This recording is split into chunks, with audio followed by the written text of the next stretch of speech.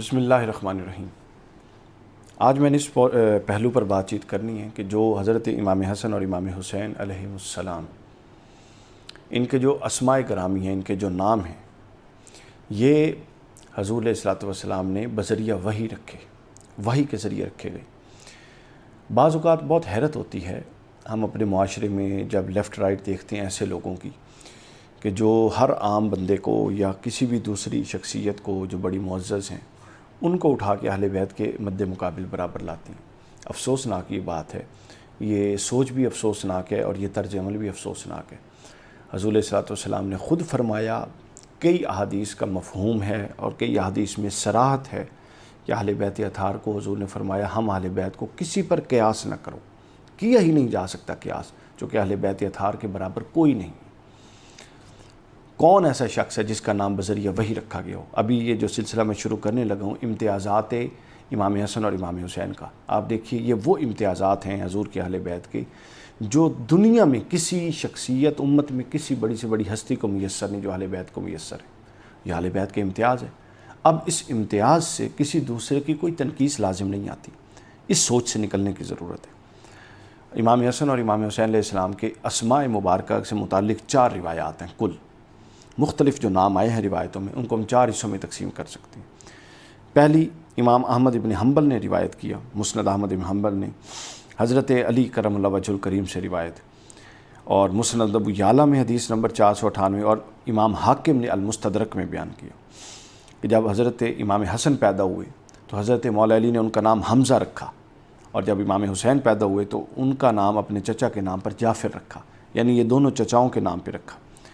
حضرت علی فرماتے ہیں کہ مجھے حضور علیہ الصلوۃ والسلام نے بلایا اور فرمایا کہ علی مجھے ان کے نام تبدیل کرنے کا حکم دیا گیا ہے اللہ کی طرف سے، انی امرت ان اغیر اسم ہذین، ان دونوں شہزادوں کے ناموں کو بدل دینے کا اور دوسرے نام رکھنے کا مجھے اللہ کی طرف سے حکم ہے، امرت، مجھ پر وحی نازل ہوئی ہے، حکم دیا گیا۔ حضرت علی نے عرض کی اللہ اور اس کا رسول بہتر جانتا ہے، پس آپ نے نام بدل دیے حمزہ اور جعفر سے، اور بڑے شہزادے کا نام حسن رکھا اور چھوٹے کا حسین رکھا، یعنی جن کے نام بھی اللہ کے رسول امر الہی کے ذریعے رکھتے ہیں ان کے مد مقابل کون آ سکتا ہے، جن کے اسم گرامی رکھنے کا پروسیس ہی اتنا پاکیزہ اور متاخر ہے۔ اس کے بعد امام طبرانی المعجم الکبیر میں 6168 نمبر حدیث، امام حیثمی مجموع الزوائد میں، امام دہلمی ابن حجر مکی الصواعق المحرکہ میں حضرت سلمان فارسی رضی اللہ تعالیٰ عنہ سے روایت ہے۔ یہ دوسری روایت ہے، پہلی حمزہ اور جعفر کا نام بدل کے حسن حسین رکھنے والی تھی، یہ دوسری ہے کہ حضور علیہ السلام نے فرمایا کہ میں ان دونوں حسن اور حسین ان دونوں کے نام حضرت ہارون علیہ السلام کے بیٹے شبر اور شبیر کے نام پہ رکھتا ہوں، یعنی یہ بھی خود حضرت علی نے کوئی اور رکھے تھے، حضور نے خود اپنے امر سے اور اپنے حکم اپنی منشا و مرضی سے ان ناموں کو بدل دیا اور شبر اور شبیر رکھ دیے، یعنی حسن اور حسین اللہ کے امر سے رکھے، امر الہی سے، اور جو شبر اور شبیر ہیں یہ حضور نے اپنی منشا مبارکہ سے رکھے، تو یہ لہٰذا یہ دونوں نام امت میں مستعمل ہیں۔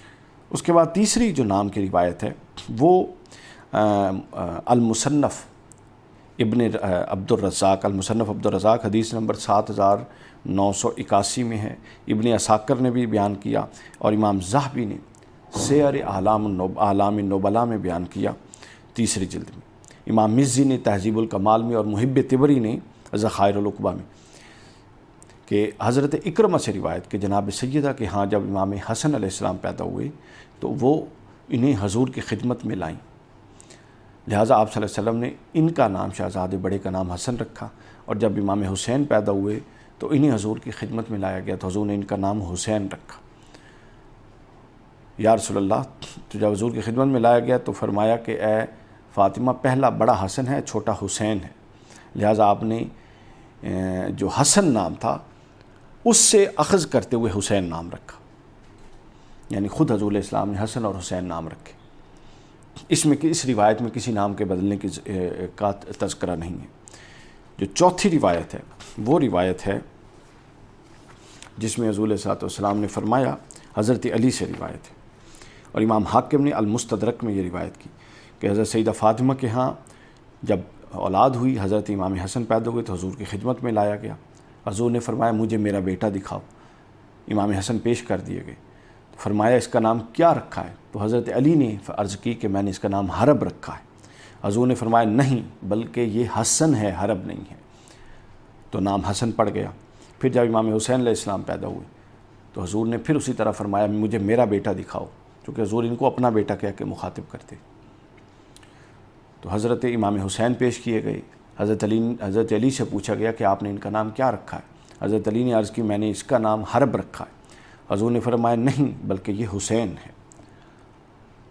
پھر تیسرے شہزادے سے متعلق جن کی ولادت کا ہونا یا نہ ہونا مختلف ہی ہے، ان سے متعلق یہ ہے کہ ان کی جب ولادت ہوئی تو ان کو بھی حضور کی خدمت میں پیش کیا گیا۔ تو پوچھا گیا کہ ان کا نام کیا ہے؟ تو فرمایا کہ اس کا نام حرب ہے۔ حضور نے فرمایا نہیں، بلکہ اس کا نام محسن ہے۔ تو یہ 4 روایتیں ایک اصولی قاعدہ ذہن میں رکھ لیجئے کہ جو کثرت اسماء ہوتی ہے وہ کثرت فضائل، مناقب اور کثرت خصائص پر دلالت کرتی ہے۔ اللہ تعالیٰ کے اسماء کثیر ہیں، اللہ کی شانوں پر دلیل ہے۔ قرآن مجید کے اسماء کثیر ہیں، قرآن کے فضائل، مناقب اور قرآن کی عظمت پر دلیل۔ رسول اللہ صلی اللہ علیہ وسلم کے اسماء مبارکہ کثیر ہیں جو حضور کے فضائل اور مناقب پر دلیل ہے۔ اسی طرح امام حسن اور امام حسین کے اسماء مبارکہ بھی متعدد ہیں جو آپ کے فضائل اور مناقب پر دلیل ہے۔ اور دوسرا قاعدہ یہ ذہن میں رکھیے کہ محض کثرت اسماء اگر فضائل و مناقب پر دلیل ہو سکتی ہے تو جو اسماء اللہ کا رسول خود فرمائے کہ مجھے امر کیا گیا، حکم دیا گیا کہ اس کا نام یہ رکھوں اور ان کے نام بدلوں، یعنی بذریعہ وہی نام رکھے جائیں، تو پھر ان کی ناموں کی عظمت اور پھر صاحب جو مسمہ ہوں گے جن کا اسم رکھا جا رہا ہے ان کی عظمت کا کیا عالم ہوگا۔ کائنات میں کون ہے جن کے نام بذریعہ وہی رکھے گئے؟ امام حسن اور امام حسین۔ اور پھر اس کے بعد جو حضور نے خود بھی رکھے، بعض احادیث میں صراحت ہے کہ مجھے امر ہوا اور بعض احادیث میں صراحت نہیں ہے، اس پر کوئی اعتراض نہ کرے، چونکہ اللہ کا رسول جو امر فرما رہا ہوتا ہے وہ حضور نے ظاہراً بے شک اپنی منشا سے رکھے، لیکن حضور بھی اپنی خواہش سے کچھ نہیں کرتے۔ وما ینطق عن الہویٰ ان هو الا وحی یوحیٰ، وہ بھی حضور بذریعہ وحی کر رہے ہوتے، کوئی خواہش نفس کا دخل نہیں۔ تو لہٰذا امام حسن اور امام حسین علیہ السلام کی وہ شخصیات ہیں جن کے نام اللہ نے بذریعہ وحی رکھے، اور یہ امتیاز امت میں کسی اور کو حاصل نہیں۔